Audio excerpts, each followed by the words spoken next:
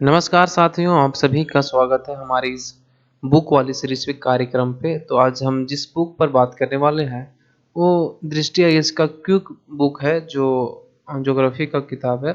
हम सभी किताबों को लेकर आएंगे। आज हम ज्योग्राफी के सेगमेंट के बारे में बात करेंगे। तो आज हम इंडियन ज्योग्राफी से ना बात करके इसके हम भूगोल की उत्पत्ति और विकास के बारे में बात करेंगे कि आखिर भूगोल की उत्पत्ति कैसे हुई। उसके बाद हम इस चैप्टर को पढ़ने के बाद आपको पता चल जाएगा कि क्या मतलब इसमें कौन-कौन से सिद्धांत इसकी उत्पत्ति और विकास के बारे में मतलब रहे। और इसके बाद हम लोग फिर स्टार्ट करेंगे भारत के ज्योग्राफी के बारे में।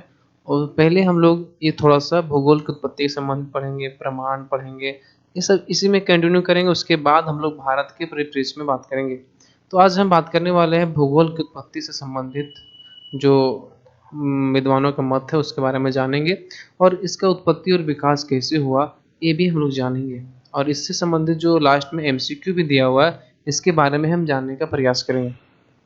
चलिए आज हम बात करने वाले हैं हम लोग इसके सामान्य परिचय के बारे में। कोई भी चीज़ को अगर हम जानना है तो पहले इसका थोड़ा-सा परिचय देखना ज़रूरी रहता है, ताकि विषय को हम थोड़ा-सा समझ सकें। चलिए आज हम बात कर रहे हैं सामान्य परिचय। आज देखिए भूगोल। भूगोल शब्द ग्रीक भाषा के 2 शब्दों जियो और जिसका अर्थ है पृथ्वी तथा ग्रेफोस जिसका अर्थ है वर्णन। यानी कहने का मतलब है कि भूगोल 2 शब्दों से मिलकर बना है, जियो प्लस ग्रेफो। जियो जो शब्द ग्रीक भाषा से शब्द से बना हुआ है, इसका वर्णन होता है इसका मिलकर बना है, इसका संयुक्त अर्थ होता है पृथ्वी का वर्णन। पृथ्वी का वर्णन यानी जियो मतलब पृथ्वी, ग्रेफो का मतलब वर्णन यानी पृथ्वी का वर्णन। पृथ्वी को सर्वदा मानव के आवास के रूप में देखा गया है। सही में आवास के रूप में देखा गया है। पहले तो जब जब हम पूरे ब्रह्मांड की उत्पत्ति के बारे में बात करेंगे, वहाँ पे बहुत सारी चीज़ों के बारे में हम बात करेंगे। यहाँ पर सिर्फ लिखा हुआ है पृथ्वी सर्वदा मानव के आवास के रूप में देखा गया और इस दृष्टि से विद्वानों भूगोल को मानव के निवास के रूप में पृथ्वी को वर्णन द्वारा परिभाषित करते हैं। सही बात बोल रहे हैं कि इसको मानव के निवास के रूप में पृथ्वी का वर्णन है और इसी द्वारा परिभाषित करते हैं। इसके दूसरे शब्दों में इसमें कहा गया है कि दूसरे शब्दों में भूगोल विस्तृत पैमाने पर सभी भौतिक व मानवीय तथ्यों की अंतर्क्रियाओं और इन अंतर्क्रियाओं से उत्पन्न स्थल रूपों का अध्ययन करता है। देखिए इसमें कौन कौन सा है। इसमें साफ साफ लिख दिया है कि भूगोल विस्तृत पैमाने पर सभी भौतिक व मानवीय तथ्यों की अंतर्क्रियाओं और इन अंतर्क्रियाओं से उत्पन्न स्थल रूपों का अध्ययन करता है। भूगोल बताता है कि कैसे, क्यों और कहाँ मानवीय प्राकृतिक क्रियाकलाप का उद्भव होता है। भूगोल यह बताता है कि क्यों, कैसे और कहाँ मानवीय प्राकृतिक क्रियाकलापों का उद्भव होता है और कैसे ये क्रियाकलाप एक दूसरे से अंतर संबंधित है। क्यों, कहाँ और कैसे, इस सब के बारे में बताता है। आगे हम बात करते हैं इसका तीसरा पॉइंट पे। भूगोल का एक अन्य पक्ष क्षेत्रीय विभिन्नता के कारकों या कारणों को समझाने से संबंधित है कि किस प्रकार सामाजिक, सांस्कृतिक और आर्थिक और जनसांख्यिकी कारक भौतिक स्थल रूपों को परिवर्तित कर रहे हैं। मतलब कैसे इसको परिवर्तित कर रहे हैं उस चीज के बारे में बोल रहे हैं और किस प्रकार मानवीय हस्तक्षेप के फलस्वरूप प्राचीन स्थलों का विलोपन और नवीन स्थल रूपों का निर्माण हो रहा है।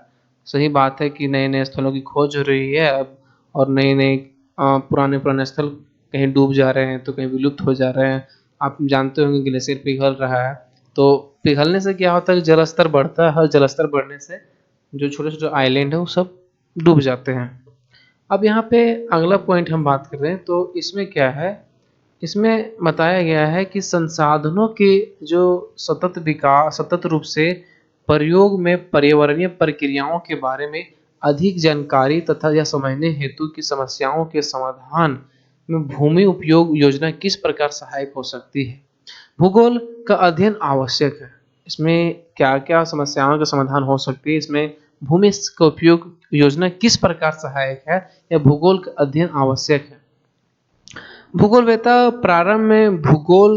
को प्रारंभ में वर्णनात्मक व्याख्या करते थे, बाद में यह विश्लेषणात्मक भूगोल रूप में विकसित हुआ। आज यह विषय न केवल वर्णन करता है बल्कि विश्लेषण के साथ साथ भविष्यवाणी भी करता है कि कब बारिश होगी, कब वहाँ बारिश होगी, कौन सा बादल बनेगा, कहाँ कौन से तट से कौन से मानसूनी हवाएं चलेगी, कौन से मानसूनी हवा से बारिश होगी। ये मतलब बता नहीं, मतलब पहले भविष्यवाणी करता है कि कौन सा क्या होगा। अब यहाँ पर देखिए जो जियो इसका अर्थ है, इसको क्या क्या बांटा है देखिए। जियोलॉजिया, इसका अर्थ है पृथ्वी का अध्ययन। ये भी प्रश्न पूछा है कि पृथ्वी का अध्ययन क्या कहलाता है, तो अब कहेंगे क्या, जियोलॉजिया। जियोमेट्रिया, ये पृथ्वी का मापन करता है। जियो पृथ्वी का मापन कौन है, पृथ्वी का मापन जियोमेट्री के द्वारा किया जाता है। और जियोइड से मतलब पृथ्वी के आकार के अनुरूप। इसमें भूगोल जो है, भूगोल अगर हम बात करें भूगोल की, तो इसमें भूगोल ज्योग्राफी शब्द का सर्वप्रथम प्रयोग ग्रीक विद्वान, जानिए कि ज्योग्राफी शब्द का सर्वप्रथम प्रयोग किसने किया, ग्रीक विद्वान थे इरेस्टोस्थेनीज ने किया। किसने किया, इरेस्टोस्थेनीज ने सर्वप्रथम भूगोल शब्द का प्रयोग किया, इसलिए इन्हें भूगोल का पिता भी कहा जाता है। फादर ऑफ ज्योग्राफी किसे कहा जाता है, इरेस्टोस्थेनीज को कहा जाता है। कुछ विद्वानों ने हिकेटियस को भी भूगोल का जनक माना है। हिकेटियस ने स्थल भाग को सागर से घिरा माना तथा दो महादेशों का ज्ञान दिया। हिकेटियस को भी कहा जाता है, लेकिन इन्होंने क्या बोला कि स्थल भाग को सागरों से घिरा माना है और दो महादेशों का ज्ञान दिया। आगे हम बात करें तो इसमें अगला पॉइंट हो जाता है आपका कि आधुनिक भूगोल, जो पिता किसको कहा जाता है, इरोस्ट्रेंस कहा जाता है। अब आधुनिक भूगोल का जनक किसको कहा जाता है, तो अलेक्जेंडर वॉन हम्बोल्ट को कहा जाता है। किसको, अलेक्जेंडर वॉन हम्बोल्ट को आधुनिक युग का जनक कहा जाता है। अब हम बात करें, कहा जाता है उन्होंने आधुनिक भूगोल का वैज्ञानिक एवं दार्शनिक आधारों पर विकास किया। कॉस्मोस कॉस्मोस हम्बोल्ट की प्रसिद्ध रचना है। कॉस्मोस हम्बोल्ट की प्रसिद्ध रचना है, जो समताप रेखा को मानचित्र पर दिखाने वाले प्रथम व्यक्ति थे। कौन, कॉस्मोस हम्बोल्ट की प्रसिद्ध रचना है, समताप रेखा को मानचित्र पर दिखाने का सर्वप्रथम काम किसने किया, कॉस्मोस ने। अब आते हैं भूगोल से संबंधित कुछ इसमें परिभाषाएं दी गई है, उसको हम देखने का प्रयास करते हैं। भूगोल एक ऐसा स्वतंत्र विषय है जिसका उद्देश्य लोगों को इस विश्व का, आकाशीय पिंडों का, स्थल, महासागर, जीव जंतुओं, वनस्पतियों, फलों तथा भू धरातल के क्षेत्र में देखी जाने वाली प्रत्येक अन्य वस्तु का ज्ञान प्राप्त कराना है। कि ये जो बोले कथन किसने बोले कि स्थल, आकाशीय पिंड, जीव जंतुओं, वनस्पतियों, फलों, धरातल के क्षेत्र में देखी जाने वाली प्रत्येक अन्य वस्तु का ज्ञान प्राप्त कराना ही क्या है, भूगोल से। हाँ, भूगोल है। ये किसने कहा, ये कहा था हमारे एस्ट्रेबो साहब ने, यह बोला था। दूसरा है कि भूगोल पृथ्वी की झलक को स्वर्ग में देखने वाली आभामय विज्ञान है। पृथ्वी को स्वर्ग में देखने वाली आभामय विज्ञान है, ये किसने कहा, तो टॉलमी साहब ने कहा। अगर आप मेंस में अगर ये चीज को अगर दर्शा देते हैं ना, किसी का मतलब इनके अनुसार ये कहा गया या उनके अनुसार टॉलमी के अनुसार, तो स्ट्रेबो के अनुसार, तो आपको एग्जामिनर जो है वो भर भर के नंबर दे देगा। भूगोल, अब तीसरा पॉइंट क्या पढ़ते हैं कि भूगोल का उद्देश्य धरातल की प्रादेशिक क्षेत्रीय भिन्नता का वर्णन एवं व्याख्या करना है। किसने कहा, रिचर्ड हॉटसन ने कहा। आगे हम बात करते हैं किसके बारे में, तो आगे हम बात करते हैं भूगोल का विकास और क्रम, भूगोल का विकास क्रम के बारे में हम बात करते हैं। किसके बारे में, भूगोल का विकास क्रम के बारे में। इसमें पहला पॉइंट अगर हम बात करें तो इसमें पहला पॉइंट है, प्राचीन समय में पृथ्वी संबंधी अधिकतर जानकारी अन्य विद्वानों से मिला करती थी। जैसे हिप्पोक्रेटस ने मनुष्य पर पर्यावरण के प्रभाव को वर्णन किया। क्या किया है हिप्पोक्रेटस ने, कि हिप्पोक्रेटस ने मनुष्य पर पर्यावरण का प्रभाव का वर्णन किया है। और दूसरा पॉइंट अगर हम बात करें तो दूसरा पॉइंट हम इसके बारे में बताते हैं कि हिप्पोक्रेटस जो थे हिप्पोक्रेटस ने मनुष्यों पर पर्यावरण के प्रभाव का वर्णन किया। अरस्तु ने अपनी प्रसिद्ध पुस्तक पॉलिटिक्स में राज्य के गठन पर भौतिक कारकों का प्रभाव को स्पष्ट किया है। 18वीं शताब्दी में नवीन भौगोलिक भूभागों तथा समुद्री मार्गों के अन्वेषण में सजीव भौगोलिक विवरणों को लेखन का कार्य शुरू हुआ, क्योंकि इनसे यूरोपीय उपनिवेश के विजय अभियान से जुड़े हुए थे। आर्थिक हितों से प्रेरित 19वीं शताब्दी के आरंभ में ही इन भौगोलिक विवरणों का सुव्यवस्थित अध्ययन शुरू हो गया। किसका? भूगोल, अर्थात भूगोल का एक स्वतंत्र अध्ययन शुरू हो गया। मतलब अब इसका अलग से अध्ययन किया जाना इसका शुरू हो गया, जिसमें एवी हम्बोल्ट एवं कार्ल रिटर का अतुलनीय योगदान रहा। कार्ल रिटर का अतुलनीय योगदान रहा। 20वीं शताब्दी के प्रारंभ में भूगोल का अध्ययन मानव और पर्यावरण के पारस्परिक संबंधों के रूप में हुआ। 20वीं शताब्दी में क्या हुआ ना कि इसका भूगोल का अध्ययन जब हो रहा था उसमें मानव और पर्यावरण के पारस्परिक संबंधों के रूप में हुआ। इसके अध्ययन से संबंधित भूगोलवेताओं ने के दो गुटों का निर्माण हुआ, जिनकी अपनी अपनी विचारधाराएं थी। ये बहुत ही विचारधारा मस्त है। इसमें संभावनावाद पहली विचारधारा है। संभावनावाद क्या है? देखिए क्या है, आपको सब पता चल जाएगा। संभावनावाद अगर हम बात करें तो संभावनावाद इस विचारधारा के संबंधित कौन थे? इस विचारधारा के अनुसार मानव अपने वातावरण में बदलाव लाने में सक्षम है। मतलब मानव अपने हिसाब से, संभावनावाद विचारधारा था कि इसमें मानव अपने हिसाब से बदलाव लाने में सक्षम है। तब प्रकृति से प्राप्त अनेक संभावनाओं को अपनी इच्छा अनुसार दोहन करने की योग्यता रहता है, जैसे कोयला, पानी, हाँ, हवा तो ऐसे मिल रहा है, लेकिन कहीं कहीं पोल्यूशन फैल रहा, तो अपने हिसाब से लोग इसमें परिवर्तित करते रहते हैं, इच्छा अनुसार दोहन करते रहते हैं। अगर इसका अगला पॉइंट है, इसके समर्थकों में अगर संभावनावाद के जो समर्थन थे, इसमें समर्थन में सबसे महत्वपूर्ण किसका नाम आता है? विडाल डी लाप्लास एवं लुसियन फेब्रो का नाम आता है। इन्होंने ही बोला क्या कि हम अपने हिसाब से प्रकृति को चेंज कर सकते हैं। विडाल डी ब्लास की पुस्तक प्रिंसिपल ऑफ ह्यूमन ज्योग्राफी ने उन्होंने समाज की वृद्धि एवं विकास के लिए सांस्कृतिक पर्यावरण के महत्व को स्पष्ट किया। इसके सांस्कृतिक पर्यावरण को स्पष्ट किया है। अब आता दूसरा है निश्चयवाद। इसमें क्या है भाई साहब? इसमें भी कुछ यूनिक चीज होने वाला है। इसमें क्या होने वाला है?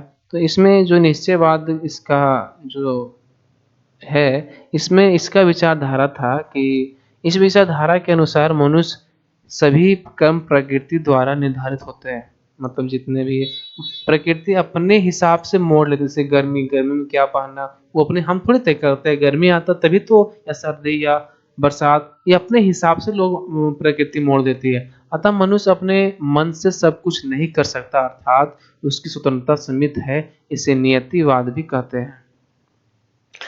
इस विचारधारा के समर्थक फ्रेडरिक रेडजिले रहे हैं।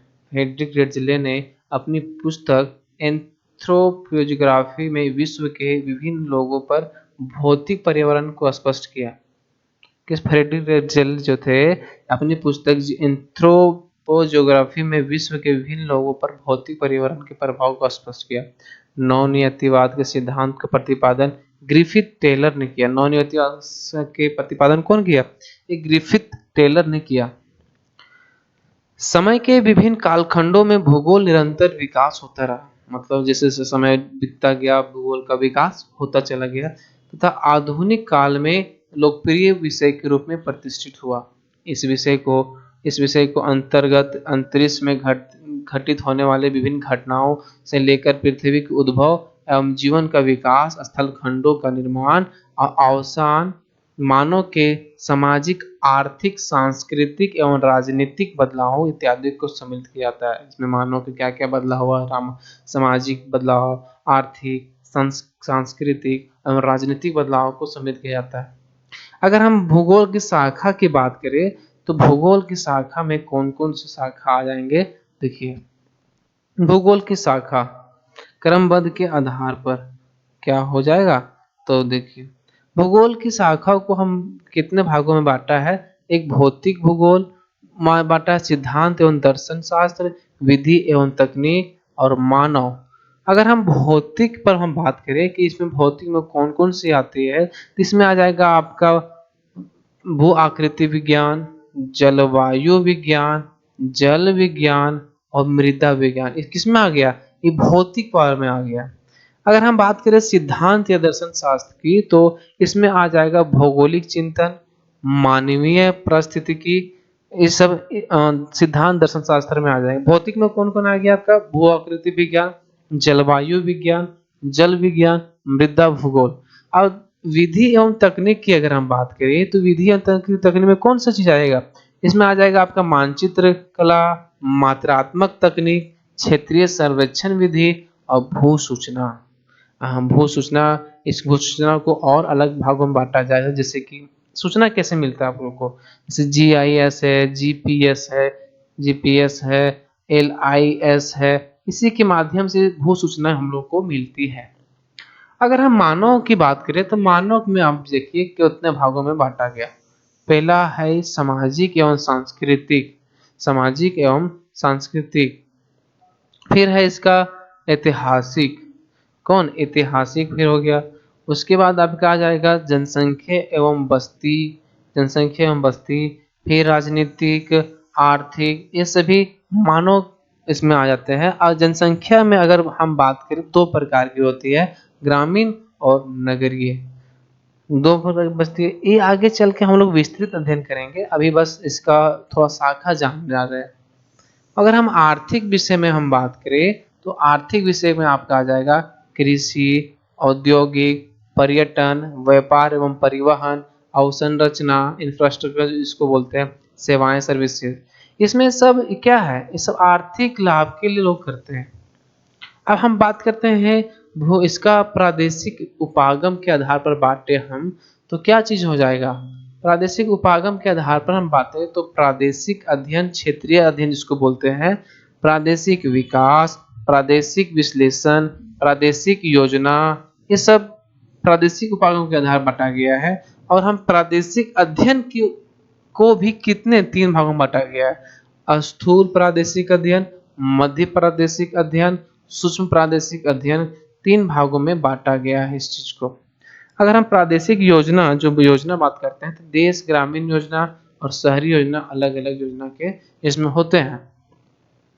आगे हम बात करें तो इसमें भूगोल से संबंधित जो रचनाएं हैं, वो हम लोग जान जाते हैं कि भूगोल से संबंधित कौन कौन से रचना है और उस रचना को किसने प्रतिपादित किया। आर्यभट्टम, आर्यभट्टियम जिसको है, इसके रचनाकार कौन है? आर्यभट्ट। इसके रचनाकार आर्यभट्ट। ये सब भूगोल से संबंधित है, जान लीजिएगा। अब आता है सिद्धांत शिरोमणि। सिद्धांत शिरोमणि का भास्कराचार्य, जिसको भास्कर द्वितीय बोलते हैं। इलियड एवं ओडिसी, इलियड एवं ओडिसी किसका है? होमर का हो जाएगा। जियोग्राफिका स्ट्रेबो का। किताब उल हिंद, सोचिए, जो अबुल फजल की कृति थी किताब उल हिंद, जो भारत के भूगोल के बारे में बताता है, अल बरूनी के ने बताया था। किताब उल हिंद बहुत ही इम्पोर्टेंट हो जाएगा अगर पूछ देगा तो। पूछ सकता है कि किताब उल हिंद किस चीज से संबंधित है? इतिहास से, सामाजिक से, या हिस्ट्री से, या बोल सकते हैं ज्योग्राफी से, तो क्या हो जाएगा? ज्योग्राफी से संबंधित है। अब आता है नेचुरल हिस्ट्री, इसको हिस्टोरिया नेचुरल्स बोले। इसका रचनाकार कौन थे? Pliny the Elder. The geography of the peace किसके द्वारा लिखित किसका है? तो Nicholas John Spykman, Nicholas John Spykman. Cosmos की रचना अलेक्जेंडर ऑन हम्बोल्ट ने किया था। कॉस्मोस की रचना किसने? अलेक्जेंडर ऑन हम्बोल्ट ने। डाई एंड्रू कुंडे, card Ritter. The geography Ptolemy, the geography के बहुत ही मस्त बन सकता है। द ज्योग्राफी का रचनाकार किसने? टॉलमी। किताब सूरत अल अर्द के रचयिता अल ख्वारिज्मी, अल ख्वारिज्मी किसका? किताब अर्द के। एंथ्रोपोजियोग्राफी के रचनाकार जो है फ्रेडरिक रेडजेल है।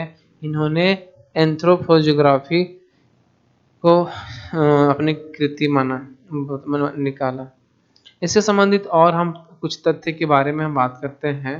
जैसे कि हम बात करें, एलेक्जेंड्री ने सर्वप्रथम मापक के आधार पर विश्व मानचित्र बनाया। बहुत ही महत्वपूर्ण हो जाएगा ये चीज कि किसने मापक के आधार पर मानचित्र को बनाया, तो एलेक्जेंडर ने मापक के आधार पर विश्व मानचित्र बनाया। अगर हम बात थोड़ा सा हैंग हो गया, इसमें अगर हम बात करें भूगोलवेत्ता जो थे,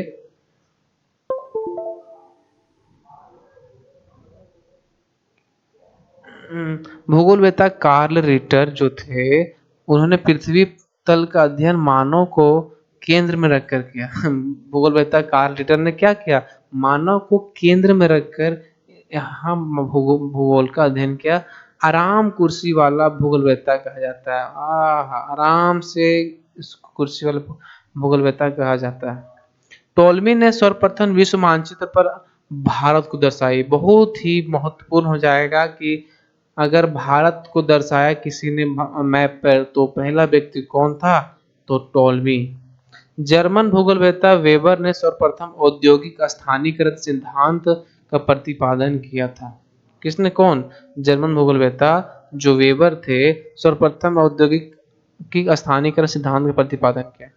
अब आता है पारिस्थितिकी तंत्र। पारिस्थितिकी तंत्र जिसको इकोसिस्टम बोलते हैं का शब्द सर्वप्रथम प्रयोग एजी टॉन्सले का प्रयोग किसने किया, एजी टॉन्सले ने किया। अब हम बात करते हैं इसका कि हृदय स्थल सिद्धांत, हर्टलैंड थ्योरी किसका है, तो एच मैकिंडर का हर्टलैंड थ्योरी था। किनका, एच मैकिंडर का। समताप रेखाओं का जन्मदाता हम्बोल्ट। समताप रेखाओं का जन्मदाता कौन, हम लोग पीछे भी पढ़े थे, समताप रेखाओं का जन्मदाता कौन, हम्बोल्ट थे। सौरमंडल की संकल्पना कोपरनिकस ने दिया। कौन, सौरमंडल की संकल्पना कौन, कोपरनिकस ने। पारिस्थितिकी जो इकोलॉजी संबंधित है, शब्द का प्रयोग किसने किया, शब्द का प्रथम प्रयोग किसने किया इकोलॉजी का, तो अर्नेस्ट हैकेल साहब ने किया। पृथ्वी के भूगर्भीय इतिहास की सर्वप्रथम व्याख्या कास्ते द बफम। पृथ्वी के भूगर्भ इतिहास की सर्वप्रथम व्याख्या किसने किया, कास्ते द बफन। आधुनिक भूगोल विज्ञान के पिता जेम्स हटन। आधुनिक भूविज्ञान का पिता जेम्स हटन साहब थे। आधार तल की संकल्पना पावेल ने किए। भू संतुलन शब्द का प्रयोग क्लैरेंस डटन ने किए। भू संतुलन का किसने किया, भू संतुलन का क्लैरेंस डटन ने किया। भौगोलिक चक्र का प्रतिपादन डेविस। भौगोलिक चक्र का प्रतिपादन डेविस ने किए। पेंजिया शब्द बहुत ही महत्वपूर्ण हो जाएगा। पेंजिया शब्द वेगनर दिया था। कौन सा थ्योरी दिए थे उन्होंने, प्लेट टेक्टोनिक थ्योरी जो दिए थे वेगनर। महाद्वीपीय विस्थापन सिद्धांत वेगनर के द्वारा दिया गया था। इसी को पेंजिया शब्द का प्रयोग वेगनर ने किया। आइए इससे संबंधित जो अभ्यास प्रश्न बनते हैं ये बहुत ही महत्वपूर्ण हो जाएंगे। कौन कौन से एग्जाम पूछेंगे, तो थोड़ा सा अभ्यास कर लेते हैं। इसमें सबसे पहला प्रश्न जो आपके सामने स्क्रीन पर रहा कि निम्नलिखित में से किस विद्वान ने सर्वप्रथम भूगोल शब्द का प्रयोग किया। आप लोग शुरू में ही पढ़े थे कि इसका शब्द किसने किया, इरोस्ट्रेथोनिस ने किया। इसको भूगोल का पिता के रूप में जाना जाता है। भूगोल शब्द में नौ नियतिवाद के सिद्धांत का प्रतिपादन किसने किया था, नौ नियतिवाद का, तो आपका हो जाएगा जी टेलर ने नौ नियतिवाद सिद्धांत का प्रतिपादन किया था।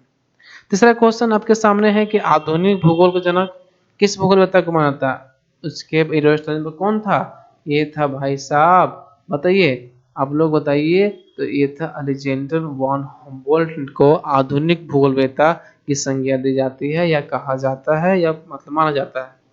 ज्योग्राफी ज्योग्राफी का किसकी रचना है, अभी हम जस्ट ऊपर बताएं ज्योग्राफी का किसकी रचना है, तो हम बता रहे हैं ज्योग्राफा आर्यभट्ट की रचना है।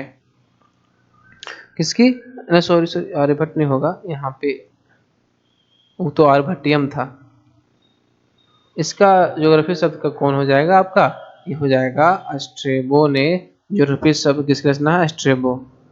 संभाव्यवाद सिद्धांत का प्रतिपादन किसने किया था, संभाव्यवाद का ये किया था इसमें ए तो नहीं था, ए भी नहीं, ए भी नहीं, तो इनको इसमें ऑप्शन कौन सा दिख रहा है? इनमें से कोई नहीं। आगे हम बात करते हैं इसका कि कॉस्मस किसकी प्रसिद्ध रचना है, बताइए। कॉस्मस किसकी प्रसिद्ध रचना है? ये हो जाएगा आपका होमबोल्ट। जस्ट ऊपर अभी मैं दिखा देंगे, आपको बताए थे कॉस्मस किसकी रचना है, होमबोल्ट की रचना। अब थोड़ा विचार उच्च लेवल का प्रश्न है इसमें कि निम्नलिखित कथनों पर विचार कीजिए।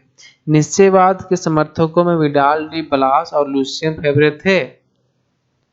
नहीं थे। क्या बोले? नहीं थे। फ्रेडरिक रेडजेल संभावनावाद समर्थक माने जाते हैं? वो सब उल्टा पूछ दिया भाई साहब, तो इसमें ना तो एक और ना दो सही होंगे। ये वाला ऊपर हो जाएगा और ये वाला नीचे हो जाएगा, यानी निश्चयवाद में हो जाएगा आपका फ्रेडरिक रेडजेल हो जाएगा, और संभावनावाद में हो जाएगा विडाल डी ब्लास और लुसियन फेब्रे। तो इसका आंसर कौन हो जाएगा? ना तो एक और ना ही दो। वीडियो अगर अच्छा लगे तो भाई साहब सब्सक्राइब जरूर कर दीजिएगा और लाइक भी कर दीजिएगा, ताकि कोई दिक्कत ना हो आने वाले वीडियो में। तो आज के लिए इतना ही, और बाकी हम पूरा बुक को एक लेसन बाय लेसन करके पूरा बुक हम डालेंगे, और बस आप सिर्फ ध्यान से सुनिएगा, चीज़ याद हो जाएंगे। बहुत बहुत धन्यवाद, फिर से आभार, सभी को आभार।